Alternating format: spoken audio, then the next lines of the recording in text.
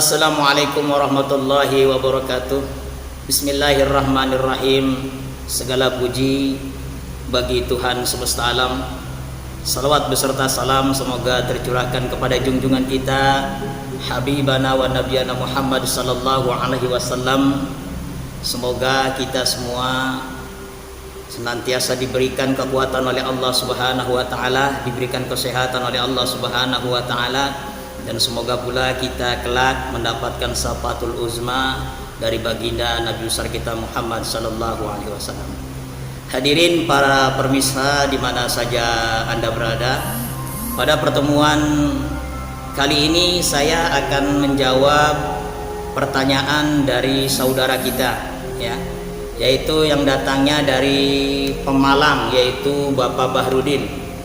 Bapak Bahrudin dari Pemalang ini bertanya kepada saya. Assalamualaikum warahmatullahi wabarakatuh. Waalaikumsalam warahmatullahi wabarakatuh. Pak Ustadz, saya ingin bertanya. Beberapa hari ini saya melihat YouTube itu ada orang non muslim, namanya mengatasnamakan dia adalah Muhammad KC. Katanya sih dia dari kecil hidupnya di lingkungan pesantren, bahkan dia pun dulunya penceramah katanya. Cuman dia berpendapat bahwasanya hukum wudhu dengan air, kemudian rukun Islam dan tentang sholat itu tidak ada dalam Al-Quran. Yang ada itu adalah dalam kitab karangan orang, yaitu kitab Kasih Patu Saja Fisyarah Safinatun Najah, yaitu kitabnya Syekh Imam Nawawi dan Salim bin Samir. Inilah pendapatnya yang diucapkan oleh Muhammad KC. Bahkan saya jadi takut, sebab saya ini orang awam, orang yang nggak ngerti banyak tentang Islam. Takut-takut nanti orang-orang yang awam terhadap ini, maka dia akan terpengaruh dengan ucapan daripada Muhammad KC. Oleh karena itu saya ingin pencerahannya langsung dari Pak Ustadz. Astagfirullahaladzim, ya Allah ya Karim. Sebenarnya ucapan-ucapan semacam ini kalau keluar dari orang-orang non muslim, maka hendaklah kita nggak usah kita hiraukan, karena itu menyesatkan. Tapi memang ada baiknya saya selaku ini menjelaskan kepada kaum muslimin, agar kaum muslimin yang memang kebanyakan dari orang-orang awam tentang ilmu, maka tidak bisa terprovokasi dengan statement-statement yang menyesatkan dari Muhammad KC semacam ini. Dikatakan bahwa dia Islam dari kecil. Saya juga sebenarnya udah pernah melihat tayangan YouTube-nya, cuman malas berkomentar karena ini ada saudara kita yaitu Bapak Bahrudin dari Pemalang menanyakan hal itu untuk minta pencerahannya bagaimana, maka saya akan jawab mau nggak mau. Sebenarnya saya malas untuk mau komentari masalah ini. Saya ingin mengkoreksi dan meluruskan saja buat saudara-saudara kita umat muslim agar jangan terpengaruh, terperdaya daripada ucapan-ucapan Muhammad KC yang sangat menyesatkan ini. Baiklah, dia mengemukakan sebuah hadis Nabi Shallallahu Alaihi Wasallam dalam kitab Syarah Safinatun Najah. Kitab itu yang berbunyi Bunyal Islam ala khamsin. Islam itu dibangun di atas 5 perkara. Sahadati ala ilaha illallah wa anna muhammadar rasulullah wa iqamis shalah wa ita'iz zakah wa hajjal baiti wa shaumi ramadan. Ini hadis, hadis sahih Bukhari dan sahih Muslim. Bukan perkataan, bukan karangan Syekh Nawawi. Ente salah kalau ente berpendapat bahwa ini adalah karangan Syekh Nawawi, salah. Ini hadis Nabi Shallallahu Alaihi Wasallam, hadis riwayat Sahih Bukhari dan Sahih Muslim. Kan begitu. Oleh karenanya sebelum kita mengkaji, hendaklah kita mengetahui tentang pengertian hadis itu sendiri. Posisi hadis terhadap Al-Quran itu seperti apa?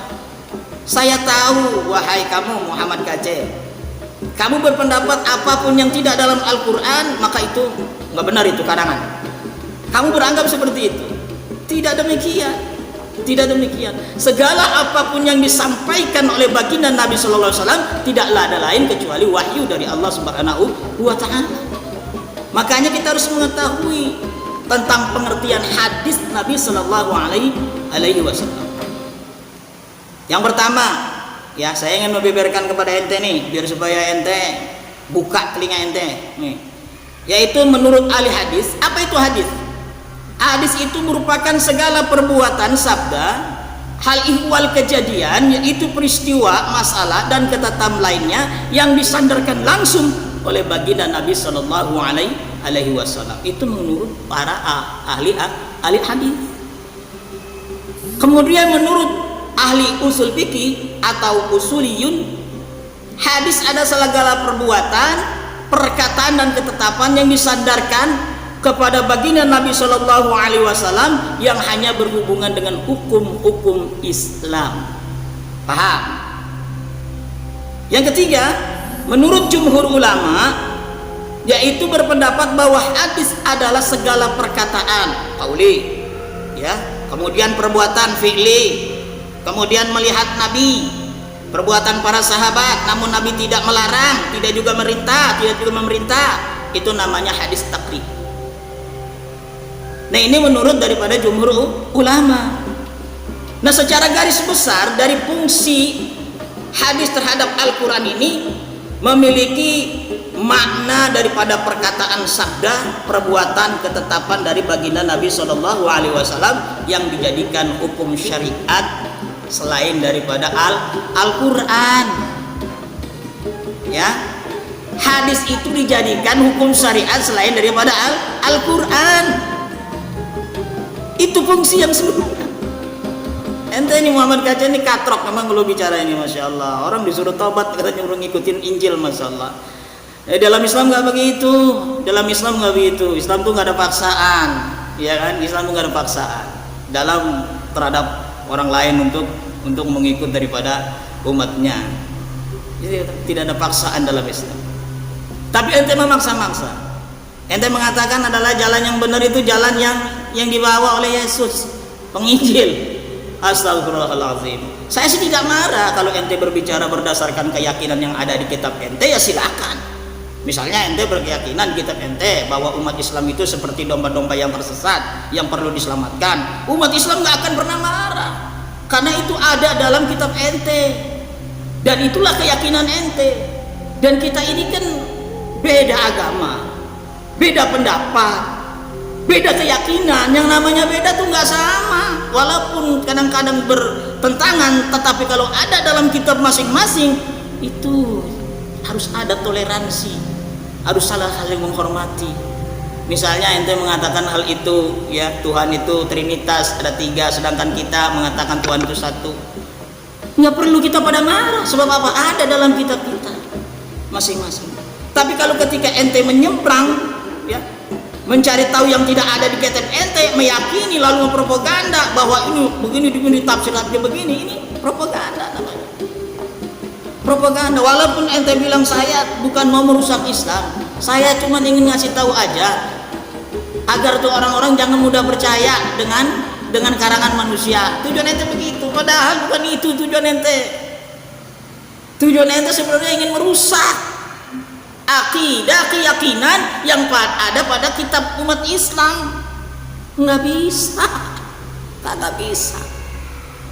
kagak bisa demikian. Ente bilang bahwa perintah sholat ini tidak ada dalam Al-Quran. Kenapa? Saya bilang bahwa perintah sholat itu tidak ada dalam Al-Quran. Rukun Islam yang pertama adalah mengucapkan 2 kalimat syahadat, ya kan? Kemudian mendirikan sholat, menunaikan zakat, berpuasa, dan yang kelima pergi haji. Ente bilang itu nggak ada dalam Al-Quran, adanya dalam karangan manusia, adanya karangan daripada Imam Nawawi saja. Astagfirullahaladzim, ya Allah ya Karim. Saya akan memperjelas, ada nggak dalam Al-Quran rukun Islam. Rukun Islam dalam Al-Quran adalah mengucapkan 2 kalimat syahadat. Allah Subhanahu wa ta'ala berfirman di dalam Quran surah Muhammad ayat 19, fa'lamu annahu la ilaha illallah. Ya, fa'lamu annahu la ilaha illallah. Maka kita harus memahami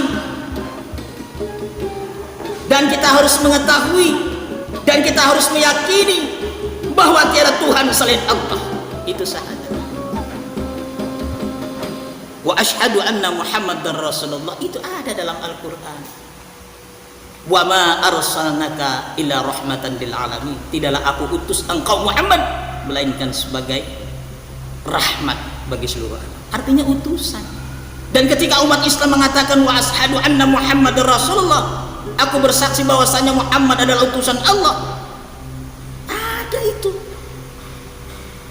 Dia adalah seorang yang diutus oleh Allah, penyempurna akhlak dan memberikan rahmat bagi seluruh alam.